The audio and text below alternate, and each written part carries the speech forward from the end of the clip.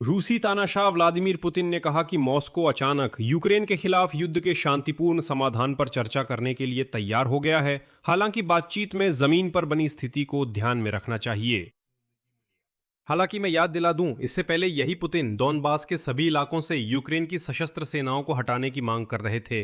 इसी दौरान Vladimir Putin ने निंदनीय रूप से कहा कि युद्ध को यूक्रेन ने ही बढ़ाया है और खुद ही दोषी है कि रूसी लोग बैलिस्टिक मिसाइलों से शांतिपूर्ण शहरों पर हमला कर रहे हैं और रिहायशी मकानों, अस्पतालों और खाद्य गोदामों को नष्ट कर रहे हैं।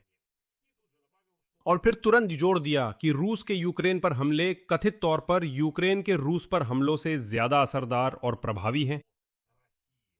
लेकिन इससे रूसियों को यह यकीन दिलाना है कि रूस पर यूक्रेन के हमलों में कोई खास खतरा नहीं है। इसके अलावा पुतिन ने कहा कि यूक्रेन के खिलाफ इस युद्ध का पूरा रूसी समाज पूरी तरह समर्थन करता है। जैसा कि उन्होंने कहा, वैज्ञानिकों से लेकर ग्रामीण मजदूरों तक। उन्होंने कहा, याद दिला दूं, एकमात्र युद्ध विरोधी पार्टी याब्लोका पर प्रतिबंध के बाद उनके अनुसार ये चुनाव दिखाएंगे कि सभी रूसी युद्ध जारी रखने के पक्ष में हैं और ऐसा कोई भी रूसी नहीं है जो इस युद्ध को समाप्त करने के लिए वोट दें। तो जैसा कि आप समझ सकते हैं, लामबंदी निश्चित रूप से दूर नहीं है। इसी दौरान व्लादिमीर पुतिन ने कहा कि यूक्रेन में स्थिति के समाधान के लिए प्रस्ताव को जारी रखना जो रूस तक कुछ देशों से पहुंचाए जाते हैं, उनका उद्धरण के अनुसार अजीब सा स्वरूप है और वे रूसियों के लिए अस्वीकार्य है। सच तो यह है कि पुतिन ने यह नहीं बताया कि आखिर उन्हें कौन से प्रस्ताव मिल रहे हैं और किसकी ओर से। इसके अलावा पुतिन ने आज यूनाइटेड रशिया पार्टी की कांग्रेस में भाषण दिया, जहां उन्होंने ऐसी बातें कहीं जो सचमुच समझ से बाहर हैं। जैसे कि उदाहरण के लिए कि उन्होंने खुद और यूनाइटेड रशिया पार्टी ने कभी भी कोई खोखले वादे नहीं किए। क्या आप सच में मानते हैं ऐसा कभी नहीं हुआ? देखिए, और कुल मिलाकर अब यह साफ है कि पुतिन ने अभी क्यों सीधे तौर पर यह बात की कि मॉस्को कथित तौर पर बातचीत में लौटने के लिए तैयार है, क्योंकि आगे पुतिन ने कहा कि वो ये नहीं होने देंगे कि यूक्रेन की सशस्त्र सेनाएं रूस पर अपने हमलों से स्टेट ड्यूमा के चुनावों को विफल कर दें। तो चलिए, अब हम आज के व्लादिमीर पुतिन के संबोधन को और यूनाइटेड रशिया पार्टी की कांग्रेस में उनके भाषण को और रूसी प्रचारक जारूबिन के साथ उनका ये इंटरव्यू समझते हैं। मेरा नाम एलेक्सेई पेची है। आइए हम सब मिलकर इस पर चर्चा करें। लेकिन शुरू करने से पहले मैं आपसे अनुरोध करता हूं कि चैनल को सब्सक्राइब करें, वीडियो को लाइक करें और कोई भी अपनी टिप्पणी लिखें। बिल्कुल, वे प्रभावी हैं, ये वार लेकिन वे समय पर होते हैं और निसंदेह ये हमारे लड़ाकों, हमारे लड़कों, हमारे मोर्चे पर मौजूद नायकों को उनके सामने खड़ी युद्ध संबंधी चुनौतियों को हल करने में मदद करता है। तो रूसी तानाशाह व्लादिमीर पुतिन ने एक बार फिर रूस की स्टेट ड्यूमा के चुनावों की तैयारी के बीच बातचीत की बात की है।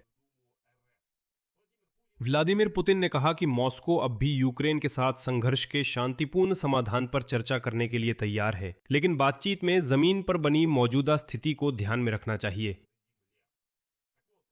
तो अगर हम इस तर्क से चले कि जमीन पर जैसी स्थिति बनी है, बात असल में युद्ध को यहीं रोककर मौजूदा मोर्चे की रेखा तय कर देने की है, क्योंकि पुतिन की मांगे हैं कि डॉनबास को बस यूं ही उसे सौंप दिया जाए और वहां से यूक्रेन की सशस्त्र सेनाएं हटा ली जाएं। ये सब अभी जमीन पर बनी हुई स्थितियां नहीं हैं और इसे तो निश्चित रूप से दर्ज किया जाना चाहिए। इसी संदर्भ में मैं रूसी संघ के विदेश मंत्रालय के प्रमुख सेरियोजा लावरोव के बयान का भी उल्लेख करूंगा, जिन्होंने कहा कि रूस को केवल अपनी सेना पर ही निर्भर रहना चाहिए, नौसेना और ध्यान दें नई सैन्य टुकड़ियां, मोबिलाइजेशन का क्या हाल है। लावरोव ने याद दिलाया कि मॉस्को ने पश्चिमी साझेदारों से उच्च स्तर पर किए गए समझौतों के बारे में सवाल किया था, खास तौर पर नेटो के विस्तार न करने को लेकर। हालांकि इसके जवाब में उन्हें सुनने को मिला कि ये सब सिर्फ राजनीतिक घोषणाएं थीं। मतलब लावरोव ने फिर से ये मिथक और कहानियां निकाल ली कि जैसे किसी ने कभी नाटो में कानूनी तौर पर रूसियों से वादा किया था कि वे उत्तर अटलांटिक गठबंधन को पूर्व की ओर नहीं बढ़ाएंगे। लावरोव आज ये तो बस मैं हैरान हूं कि रूसियों को कितना बेवकूफ होना चाहिए जो इस पर विश्वास करें। लावरोव आज कितनी बार इसे खंडित किया जा चुका है, फिर भी कहते हैं कि जैसे उच्च स्तर पर नाटो के विस्तार न करने के लिए किसी प्रतिबद्धता पर हस्ताक्षर हुए थे। तो वो दस्तावेज दिखाओ भगवान के लिए, कब तक इसी बात को लेकर घूमते रहोगे? कोई तो वो दस्तावेज दिखाएं जिसे किसी ने कथित तौर पर पुष्टि की थी। और सब कुछ बस बातों में ही है। और लावरोव हैरान होते हैं कि पश्चिम ने क्यों कहा कि ये सिर्फ घोषणाएं थीं। फिर लावरोव आगे रोने लगते हैं कि पश्चिम ने रूस को धोखा दिया, फिर से धोखा दिया, फिर से छल किया, और इसी वजह से रूसियों को लंबी लड़ाई के लिए तैयार रहना चाहिए, ऐसा लावरोव ने कहा। साथ ही व्लादिमीर पुतिन ने रूसियों को समझाने की कोशिश की कि यूक्रेन की सशस्त्र सेनाओं द्वारा गंदी रूस पर किए गए सभी हमले मामूली बातें हैं। मामूली बातें। रूसियों को बस ऐसा लगता है कि इसके कुछ नतीजे हैं। पुतिन ने दावा किया कि कथित तौर पर रूसी सेना ने आक्रमण की गति बढ़ा दी है और आत्मविश्वास के साथ विशेष सैन्य अभियान के उद्देश्यों को पूरा कर रही है। और उन्होंने जोड़ा कि यूक्रेनी सेना के हमलों से रूस के साथ टकराव में कोई बड़ा बदलाव नहीं आया है। और यह भी कि यूक्रेन पर रूसी हमले रूस पर यूक्रेनी सेना के हमलों की तुलना में अधिक विनाशकारी हैं। और पुतिन ऐसा लगता है इस बात पर गर्व महसूस करते हैं कि वे यूक्रेन के नागरिक शहरों पर बड़े पैमाने पर हमला कर रहे हैं। यानी एक बार फिर पुतिन कहते हैं कि कुछ भी भयानक नहीं हो रहा है, लेकिन हमारे हमले उनकी तुलना में कहीं ज्यादा शक्तिशाली हैं जो वे हमारी धरती पर करते हैं। आखिर किस तरह का मानसिक रोगी होना चाहिए जो कहे हाँ हमें मारा जा रहा है, लेकिन हम और भी जोर से मारते हैं और आगे और भी ज्यादा मारेंगे, बस ऐसे हैं हम। मजेदार बात यह है कि इससे पहले पुतिन ने कहा था कि यूक्रेन की सरकार ने खुद ही संघर्ष को और भड़काया है और रूस में नागरिक ठिकानों पर हमले शुरू कर दिए। पुतिन ने स्थिति के और बिगड़ने को खासतौर पर यूक्रेनी पक्ष की कार्रवाइयों से जोड़ा। उन्होंने जोर देकर कहा कि अब इन फैसलों के नतीजे टकराव में शामिल सभी पक्षों को प्रभावित कर रहे हैं। यह जवाब है उस बात का कि रूसियों को युद्ध से तब तक कोई तकलीफ नहीं हुई जब तक उन पर हमले नहीं होने लगे। वो कहते हैं इसमें यूक्रेन खुद ही दोषी है। यहां एक बार फिर मैं बस दोगुना हैरान हूं कि रूसी लोग कितने बेवकूफ हैं। समझिए, ये रूसी लोग सच में मानते हैं कि तनाव बढ़ने के लिए यूक्रेन ही जिम्मेदार है। एक बार फिर से चलिए इसे खास तौर पर रूसियों के लिए नोट कर लेते हैं। अगर रूस ने 2014 में यूक्रेन पर हमला नहीं किया होता, अगर रूस ने किसी दूसरे देश के आंतरिक मामलों में दखल नहीं दिया होता, अगर रूस ने 2022 में यूक्रेन पर पूर्ण पैमाने पर हमला नहीं किया होता, तो एक भी ड्रोन या मिसाइल रूस की तरफ नहीं आती, कोई भी हमला नहीं होता, ना तो सैन्य ठिकानों पर, ना ही नागरिक बुनियादी ढांचे पर, कुछ भी नहीं होता। कोई युद्ध नहीं होता, कोई हमला नहीं होता, न जली हुई रिफाइनरियां होती, न वाइल्ड बेरीज के गोदाम। ये सब कुछ नहीं होता अगर रूस ने यूक्रेन के खिलाफ आक्रामकता नहीं दिखाई होती। और इसमें कि यूक्रेनी ड्रोन रशियों और उनके वाइल्ड बेरीज के गोदामों और तेल रिफाइनरियों पर हमला कर रहे हैं, इसमें कि रूसी लोग पेट्रोल पंपों पर कतार में खड़े हैं, इसमें कि रूसी ईवान पवित्र यूक्रेनी धरती पर मर रहे हैं, इसके लिए पूरी तरह से गंजा मूर्ख व्लादिमीर पुतिन जिम्मेदार है, पूरी तरह से, और हर वो रूसी भी जो उसका समर्थन करता है। अब आगे व्लादिमीर पुतिन का एक बहुत कुछ बताने वाला बयान सामने आया। उन्होंने कहा कि वो यूक्रेन को सितंबर में राज्य ड्यूमा के चुनावों को विफल करने की अनुमति नहीं देंगे, यानी ये नमूना। व्लादिमीर पुतिन सच में डरते हैं कि यूक्रेन ठीक चुनाव के दिन रूसियों पर हमला करेगा। इसी वजह से वो एक तरफ बातचीत की अपील करते हैं ताकि यूक्रेन की सेना के रूस पर हमलों में थोड़ी राहत मिल सके, और दूसरी तरफ जवाबी हमलों की धमकी देकर डराने की कोशिश करते हैं।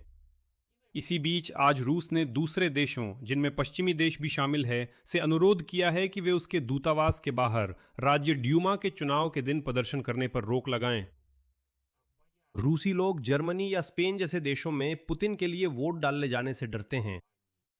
कहते हैं कि वे वहां डरते हैं। सवाल यह है कि वे अब तक वहां क्या कर रहे हैं, वे अपनी रूस क्यों नहीं जाते और वहां पुतिन का समर्थन क्यों नहीं करते। खैर, सवाल अभी भी खुला है। आगे पुतिन ने खुले तौर पर रूसियों की लामबंदी की तैयारी के लिए अपनी रणनीति का खुलासा किया, क्योंकि पुतिन ने कहा कि आने वाले राज्य ड्यूमा चुनावों में लाखों नागरिकों का समर्थन दिखना चाहिए, जो यूक्रेन के खिलाफ रूसी सरकार द्वारा चलाई जा रही जंग के लिए है। ये पुतिन ने यूनाइटेड रशिया के अधिवेशन में कहा, ठीक उसी के बाद जब यही पुतिन, याद दिला दूं, ने रूस की इकलौती युद्ध विरोधी पार्टी याब्लोको को चुनाव से बाहर कर दिया। आगे मैं पुतिन का बयान पेश करता हूं। मुझे पूरा विश्वास है कि आने वाले चुनाव देश की स्थिरता, हमारी राजनीतिक व्यवस्था की परिपक्वता और किसी भी बाहरी खतरे, ब्लैकमेलिंग और आक्रामकता का सामना करने की उसकी क्षमता को साबित करेंगे। कौन सी आक्रामकता? कौन दंदे रूस के खिलाफ आक्रामकता दिखा रहा है? ये चुनाव करोड़ों लोगों की सामूहिक इच्छा का प्रतीक बनेंगे, उनका रूस की संप्रभुता और सुरक्षा सुनिश्चित करने का प्रयास दिखाएंगे। यूक्रेन में विशेष सैन्य अभियान का समर्थन पूरा रूसी समाज करता है, वैज्ञानिकों से लेकर ग्रामीण कामगारों तक। मुझे विश्वास है कि हमारे सैनिक हमें निराश नहीं करेंगे। इस समय पूरा रूस उनके साथ है। कामकाजी समूह, फैक्ट्रियां, कारखाने, ग्रामीण श्रमिक, सभी, और वैज्ञानिक भी, उद्यमी भी, इंजीनियर, स्वयंसेवक और वॉलंटियर, हमारा जनमोर्चा, पूरा नागरिक समाज। तो जैसा कि आपने समझा, हाँ, पुतिन कह रहे हैं सब युद्ध के पक्ष में हैं, और ये चुनाव दिखाएंगे कि सच में सब युद्ध के पक्ष में हैं। उसे ये जनमत संग्रह इसलिए नहीं चाहिए कि वहां पता नहीं यूनाइटेड रशिया की सत्ता की पुष्टि हो, नहीं। उसे ये जनमत संग्रह इसलिए चाहिए ताकि दिखा सके, देखो ये जंगली प्राणी, रूसी इवान और बाकी जो भी है, ये वोट देने गए, इन्होंने युद्ध की पार्टी का समर्थन किया। इसका मतलब वे सब युद्ध के पक्ष में हैं, इसलिए रूसियों, बाद में मत रोना कि तुम्हें यूक्रेन में मरने के लिए क्यों भेजा जा रहा है, क्योंकि आप जाकर समर्थन कर रहे हैं। और पुतिन आपको साफ साफ कह रहे हैं, इस जनमत संग्रह में मुझे दिखाओ कि आप युद्ध के पक्ष में हैं, फिर मैं आप सबको पकड़ पकड़ कर भेजूंगा ताकि आप तथाकथित रूस के लिए मर सको। और फिर सबसे मजेदार बात सुनने को मिली, पुतिन ने कहा कि उनकी पार्टी ने कभी भी जिंदगी में खोखले वादे नहीं किए, और उन्होंने यूनाइटेड रूस पार्टी की तारीफ की क्योंकि उसने, उद्धरण, कभी भी खोखले दिखावटी वादे नहीं किए। ये वाकई में बहुत मजाकिया है। यूनाइटेड रूस कभी भी लोक लुभावन पार्टी नहीं रही, कभी नहीं। आप क्या कह रहे हैं? जिंदगी में एक बार भी कोई खोखला वादा नहीं किया गया? क्या यूनाइटेड रूस ने कभी झूठ बोला है? नहीं, ऐसा हो ही नहीं सकता। और मैं बस यहां एक बात याद दिला दूं कि 10 अगस्त को रूसी संघ के सर्वोच्च न्यायालय ने रोडिना पार्टी की याचिका पर याब्लोको पार्टी के उम्मीदवारों की संघीय सूची की पंजीकरण रद्द कर दी थी, और 17 अगस्त को अपीलीय पीठ ने इस फैसले को बरकरार रखा। पार्टी के सह संस्थापक ग्रिगोरी यावलिंस्की ने इस घटना को चुनावी प्रणाली और राजनीतिक प्रतिस्पर्धा की संवैधानिक नींव पर अभूतपूर्व हमला बताया। खैर, वो भी एक मजेदार आदमी है। रूस में कौन सी राजनीतिक प्रतिस्पर्धा, कौन सा संवैधानिक आधार? आप किस बारे में बात कर रहे हैं? ये तो रूस है। खैर, जैसा कि उस बेवकूफ ज़िरिनोव्स्की ने कहा था। आप क्यों नहीं हंस रहे? मजेदार नहीं है? ये रूस है। कौन सा संविधान, कौन सी राजनीतिक प्रतिस्पर्धा? तो याद दिला दूं कि याब्लोको पार्टी रूस की एकमात्र पार्टी थी जो कथित तौर पर यूक्रेन के खिलाफ युद्ध जारी रखने के विरोध में थी। और पुतिन कहते हैं, इस पार्टी को हटाओ, इसकी कोई जरूरत नहीं है। और वर्स्तका के उन सूत्रों के अनुसार जो पुतिन प्रशासन के करीब हैं, पार्टी को हटाने का कारण उसकी बढ़ती लोकप्रियता थी। गुप्त सर्वेक्षणों के अनुसार याब्लोको पार्टी की रेटिंग 9, लगभग 9.5% तक पहुंच गई थी, जिससे पार्टी को 5% की दहलीज पार करने की उम्मीद थी। यानी इससे यह दिखता कि सभी रूसी नागरिक रूस यूक्रेन युद्ध का समर्थन नहीं करते, लेकिन पुतिन को तो यही तस्वीर दिखानी है कि नहीं, सब समर्थन करते हैं। हर कोई युद्ध के पक्ष में है, सब युद्ध के लिए मरने जा रहे हैं, सब इस युद्ध में मरने जा रहे हैं। और पहले याद दिला दूं, चुनावों से पहले बोरिस नादेजिन को भी चुनाव में हिस्सा लेने नहीं दिया गया, जो युद्ध विरोधी एजेंडा लेकर आए थे और जो बाद में यूरोप भाग गए। इसके साथ ही VTSIOM के आंकड़ों के अनुसार यूनाइटेड रशिया पार्टी की रेटिंग साल की शुरुआत से गिर रही थी और अप्रैल के अंत में केवल 27.7% थी। लेकिन पुतिन को यह तस्वीर चाहिए कि सब युद्ध के पक्ष में हैं। एक बार फिर उन्हें चुनाव सिर्फ ये दिखाने के लिए नहीं चाहिए कि सब पार्टी के साथ हैं, नहीं, उन्हें बस इतना चाहिए कि सब कहें कि हम युद्ध के पक्ष में हैं, क्योंकि बस एक ही पार्टी है जो विशेष सैन्य अभियान जारी रखने के लिए जोर दे रही है। और अगर आप उसके लिए वोट करते हैं तो इसका मतलब है कि आप अपने आप युद्ध जारी रखने के पक्ष में हैं। और पुतिन का यह बयान कि वो बातचीत के लिए तैयार हैं, ये सिर्फ एक आम कोशिश है थोड़ी सी मोहलत लेने की, ताकि असल में चुनाव कराए जा सकें। मैं याद दिला दूं, यूक्रेन ने इस साल 9 मई को एक बहुत बड़ी गलती की थी, जब उसने सच में रेड स्क्वायर पर सुरक्षा की गारंटी दी और परेड के दिन मॉस्को पर हमला नहीं किया। इससे क्या मिला? कुछ भी नहीं। एक दिन बाद ही पुतिन ने कीव पर बैलिस्टिक मिसाइलों से हमला कर दिया। ये एक सबक है जिसे सीखना जरूरी है, और किसी भी हालत में इन रूसियों को अपनी ही जमीन पर भी आजादी से घूमने नहीं देना चाहिए। यहां मैं विराम लगाता हूं। अपनी राय, अपने निष्कर्ष इस एपिसोड के नीचे कमेंट में लिखें। रूसी लोग सीधे दफा हों, आपकी राय में कोई दिलचस्पी नहीं है। मैं समझता हूं कि ये जंगली लोग आएंगे, कुछ ना कुछ बातें लिखना शुरू कर देंगे, जैसे कि वे लिखते हैं, रूस की जय या फिर यूक्रेन के बारे में कुछ लिखना शुरू कर देंगे वगैरह।